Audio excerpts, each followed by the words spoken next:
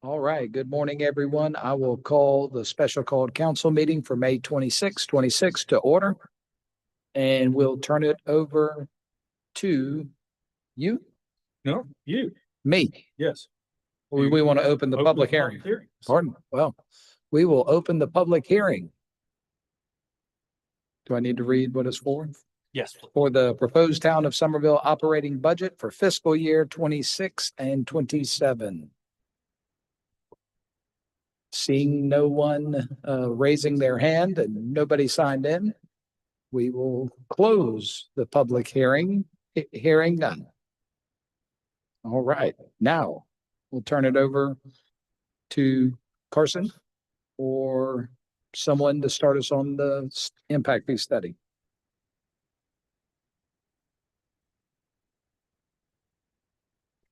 Thank you.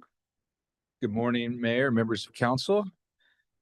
I'm Carson Bice with Tischler Bice. I thought I'd take 3 or 4 hours this morning and talk to you about the impact fee study.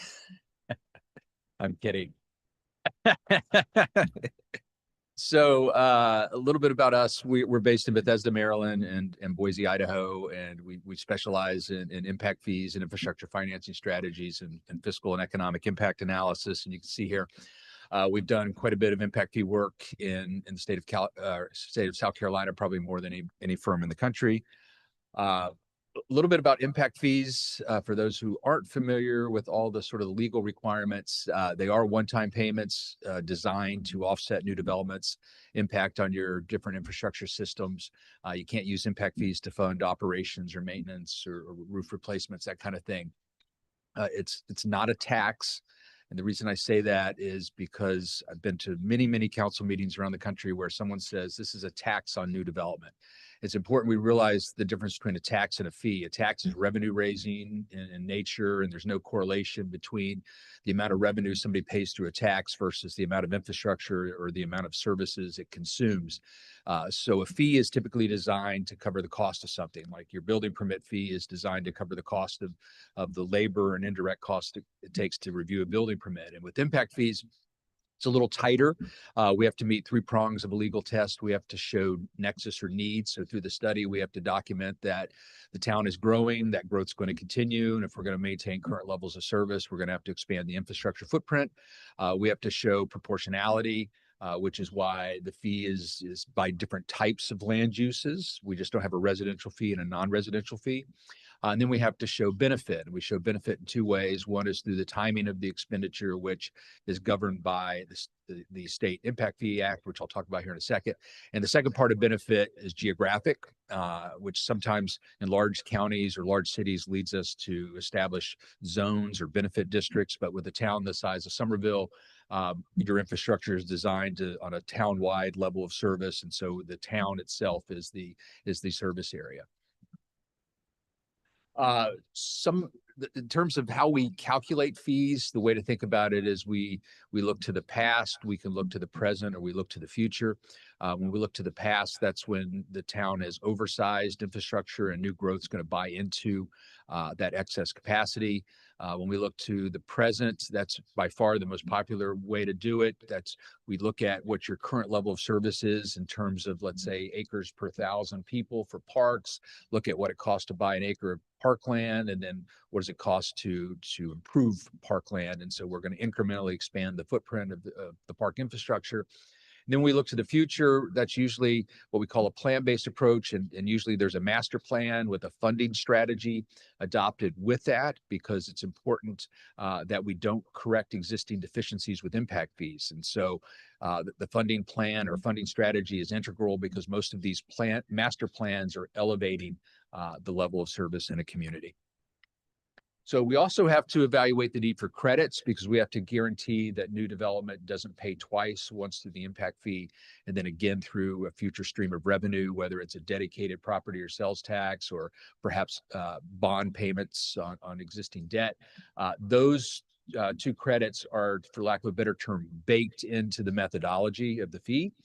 There's a third type of credit, which is governed by your implementing ordinance, and that's for site-specific credits. There may be instances where a developer builds a road or donates land or builds, gives you land for a fire station, for instance, and land is a component in the fire impact fee. So there needs to be a development agreement worked out, and your ordinance will spell that out. And then I did mention impact fee acts, and there are 29 currently in the United States. South Carolina is one of those. You do have two interesting twists to your act relative to other states. One is the monies must be spent within 3 years of the scheduled date of construction in the CIP. There's a lot of confusion about that in South Carolina. A lot of folks think that means that if I pay an impact fee today, the town has to spend the money I paid within 3 years. No, it means if you're going to build a park in 2029, you have to spend that money by 2032. Okay. Most states give you 7 to 10 years to spend the money.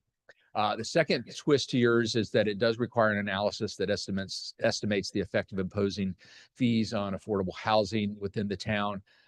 It's the only act in the country that has that provision. However, the State's Impact Fee Act doesn't give you any guidance on what affordable housing is, any amelioration requirements. If we do find that it has a negative effect, it just says you have to look at the effect on affordable housing. Question, Sure. can we go back to the 3-year thing again? Sure. So what you were saying is if we collect money, let's just say we collect impact fees in 2026, Mhm. but our plan wasn't to do something with that money until 2029. We still have 3 more years beyond 29 to. Yes. Okay. And that's how it's laid out in our CIP, I assume. Yes. Okay. So, okay. I got you. Yeah. Yeah. Thank you. So as part of that nexus I talked about, we have to document that the town is growing. And so this is a summary of the development projections here. We're projecting a population increase of about 9,800 new people. That's housing units of approximately 5,000 new housing units.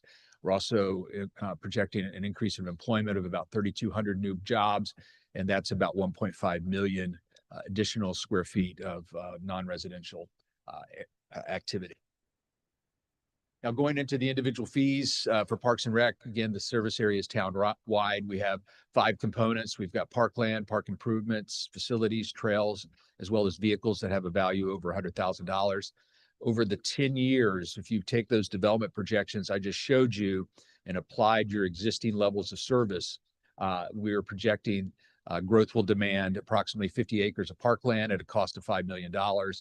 About 13 new improvements at $3.8 million, 4,200 additional square feet of park facilities at $2.7 million, 2.5 miles of trails at $2.5 million, and then approximately half of a vehicle.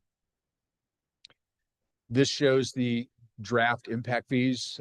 The proposed fees are $3,654 for a single family unit and $2,184 for a multifamily unit.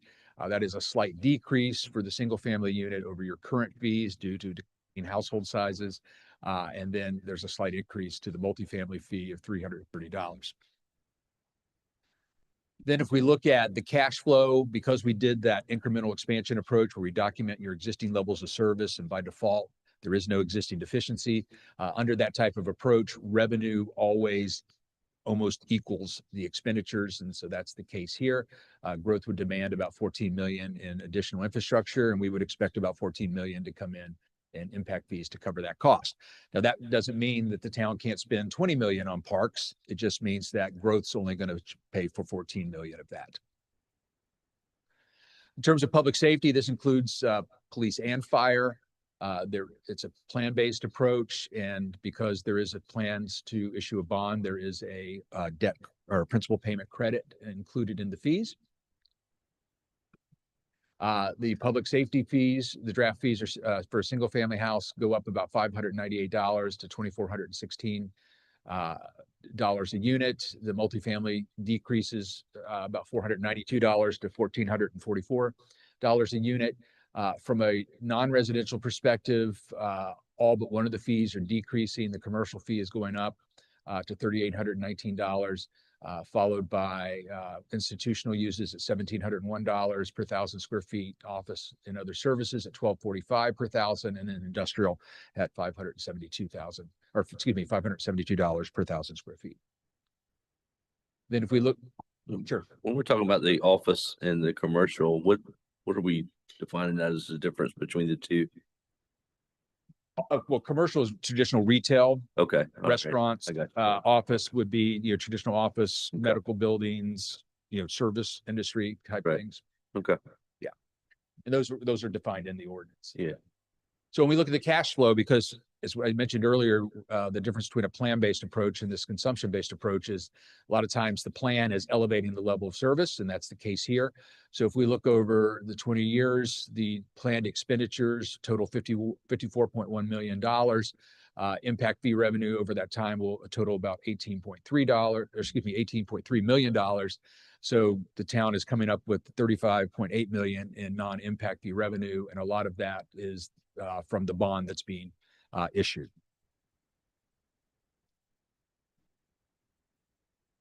We also have, so as part of public safety, that's the fire administration building. There's a separate fee for the actual fire stations.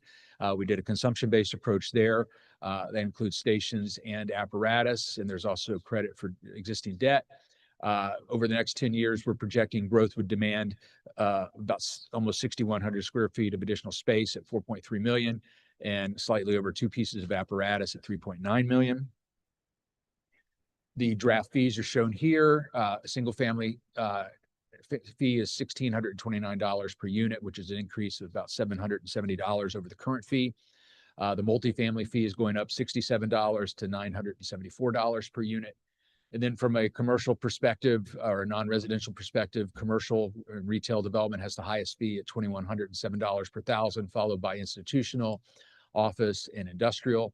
And all of those except the commercial are going down. The commercial is going up about $1,000 per thousand square feet. Projected impact fee revenue is shown here, similar to what we showed you for parks. Fee revenue approximates expenditures. Expenditures are approximately 8.1 million, and revenue is almost 8.1 million as well. It doesn't quite equal because there is a credit for the existing debt service. And this shows a summary of the sort of, for lack of a better term, the full freight in terms of the total fee burden. So a single family unit has a proposed fee of $7,700 per unit, followed by $4,602 for multifamily units. Commercial development has the highest per thousand square feet at 59, by institutional at 2640, office at 1932, and then industrial at 888 per thousand square feet. This shows the difference between the current fees and the updated fees. The single family fee increases $1,177. The multifamily fee goes down $95. All the fees down on the non-residential side except commercial, which is increasing by $2,997. Is this for you? Yeah. Oh. And with that, I'm happy to answer any questions that you have about the fee study. Council members, any questions? Yes,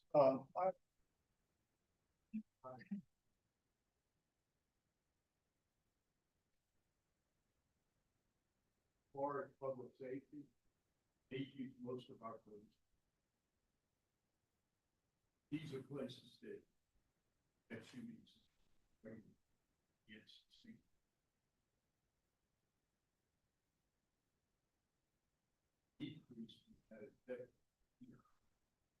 Unfortunately, there's several ways we can go about calculating the public safety fees, and the preferred method is to look at calls for service by type of land use. We didn't have that data that shows us that if you had, let's say, 10,000 calls, so many went to single family versus multifamily versus retail versus commercial, et cetera.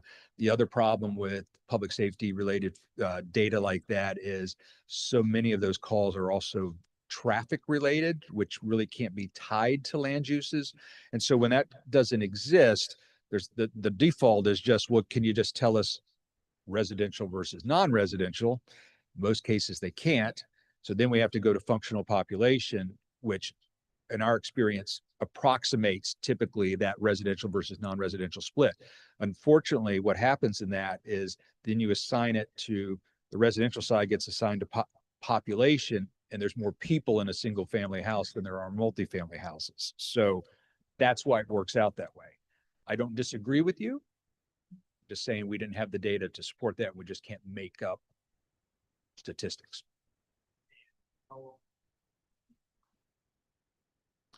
A year would be fine. Yeah.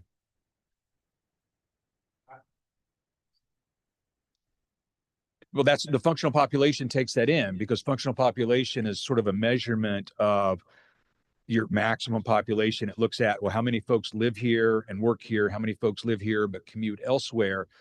How many people are employed here that work here? And then how many people come in from out of town? So that's sort of in your trip generation rates and things like that. So it's accounted for. Yeah. I guess the only thing that kind of jumps out to me is the commercial increase. And I was wondering what was so different about our previous calculations that created this large of a contrast. I know it's only 3,000 roughly per 1,000 square feet, but for a 10,000 square foot commercial facility, that's $30,000. It starts to add up pretty quickly. Right. So it's a difference in two things. One is a difference in the cost allocation approach used by us versus the firm that you did your previous fee. The other explanation is, if you recall, your previous schedule had, it was like a 3-page schedule of land uses. And so particularly with the commercial uses, it just sort of went on ad nauseum, so to speak, with all sorts of different uses defined. And what happens in that type of fee schedule from our perspective is that a lot of specific retail uses get dinged heavily, particularly restaurants, convenience stores, things that have high traffic or high trip generation rates pay astronomical impact fees. And so from an economic development perspective, from our perspective, it's better to sort of average that category. There are some uses that are going to be paying more. There's some that's going to pay less, but you do have a provision in your ordinance that if I come in the door and I think that I have different characteristics for my retail or for my business versus the assumptions used in the fee, you can always do an independent fee calculation and prove that, yes, our trip generation rate is much less than what is being used as sort of the proxy in the study. Our employment density is less. And so all ordinances should have that remedy, and yours does. And that type of scenario would take place at the staff level. I assume, Jesse, that y'all's office would take care of that if we had to do an individual assessment. So that would have to be building department. Okay. Impact, that's right. Yeah, it'd be the building department, in fact, it goes to the town administrator. Okay, Deal. right. If I may, Mayor, thank you, Carson. Council, I feel very good about the methodology and the flexibility that Tischler Bice has built into your ordinances that you're going to be asked to approve here momentarily. And it is it's a much more robust analysis and document that from our previous ordinance. So I can't thank the team enough. We actually had quite a bit of back and forth with Carson and his team to get to this point and feel good about where we are. So I certainly want to thank them and appreciate y'all's support and willingness to be able to adopt this ordinance and this CIP that will serve us well going forward. Any other questions on presentation? Thank you, Mr. Yeah, Vice. thank you. Yeah. Item number 4, first reading of an ordinance to amend the Town of Somerville Code of Ordinances, Chapter 20, Planning and Development, Article 4, Development Impact Fees. The Planning Commission approved a resolution at its meeting on May 18th, 2026, recommending that the Town Council approve the revised impact fee ordinance in accordance with the South Carolina Development Fee Act. Second. All right, motion and a second to approve first reading. Any discussion? Hearing none, all those in favor say aye. Aye. Any opposed? The ayes have it. Number 5, approval of capital improvements plan as provided in the agenda packet for the May 26, 2026 special council meeting. The planning commission approved resolution at its meeting on May 18th, 2026, recommending that the town council approve the capital improvements plan in accordance with the South Carolina Development Fee Act. Make a motion to approve. Second. All right, motion and a second to approve. Any discussion? Hearing none. All those in favor say aye. Aye. Any opposed? The ayes have it. Then move we adjourn. Second. Motion and a second to adjourn. All those in favor say aye. Aye. We are adjourned. Have a good week. Thank y'all. Yes, sir. Thank you. Appreciate it. Sorry we had to do this.